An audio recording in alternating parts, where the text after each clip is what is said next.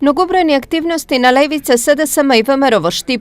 Првите на пресконференција понудија решение за проблемот на околу 500 штипски семејства кои имаат лица со посебни потреби.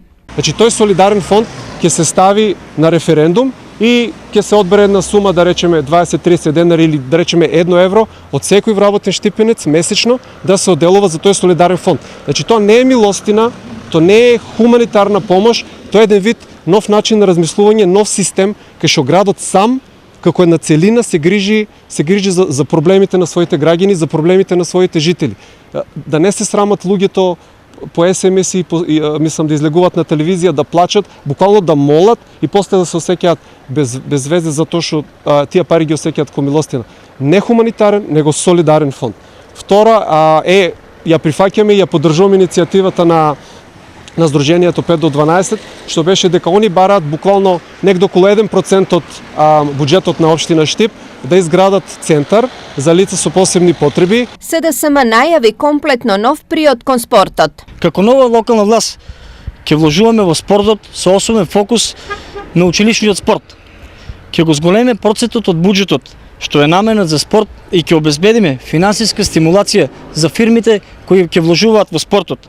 Средствата наменети за спорт ќе се распоредуваат во учество со спортските работници. Ќе ги стипендираме недобрите спортисти, ќе организираме училишни спортски игри.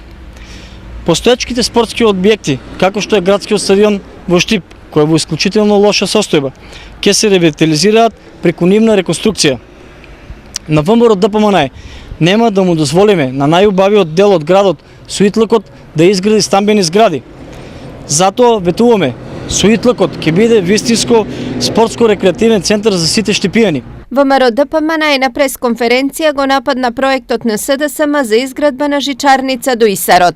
Во неговите настапи постојано слушаме дека ќе правел капитални проекти, но очигледно не ја разбира суштината на поимот.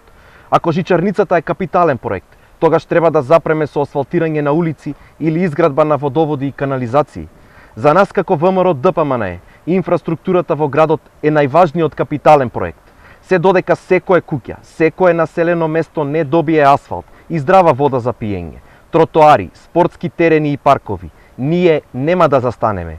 И затоа покрај овие 160 улици кои се изградени во изминативе 4 години и во идниот мандат, градоначалникот и советничката група на ВМРО ДПМН ќе бидат концентрирани на подобрување на инфраструктурата во градот. На ова писмено реагира од СДСМ.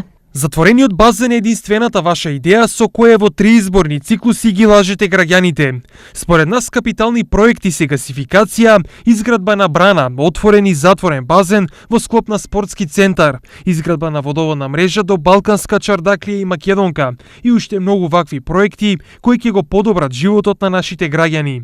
За разлика од вашите импровизации со катастрофален квалитет, ние планираме да градиме вистински капитални проекти, вистинско асфалтирање, подобрување на атмосферската канализација, но и да направиме нови содржини во нашиот град, како жичара на Исарот. Стои во писмената реакција од Социјалдемократскиот сојуз. Кандидатот за нов мандат Илчо Захариев најави продажба на 1000 плацеви за изградба на куќи за млади брачни парови и млади до 35 години, лоцирани во населбите Баби и Три Чешми. Плацевите би биле со површина од 250 до 300 метри квадратни, а ќе се продаваат по 1 евро за метар квадратен. Еден плац ќе кошта 250 до 300 евра. Тоа е минимална цена. Инаку да кажам дека урбаничката документација се припрема како ЛУПД, тоа е документација која ја носи само Советот на општина Штип.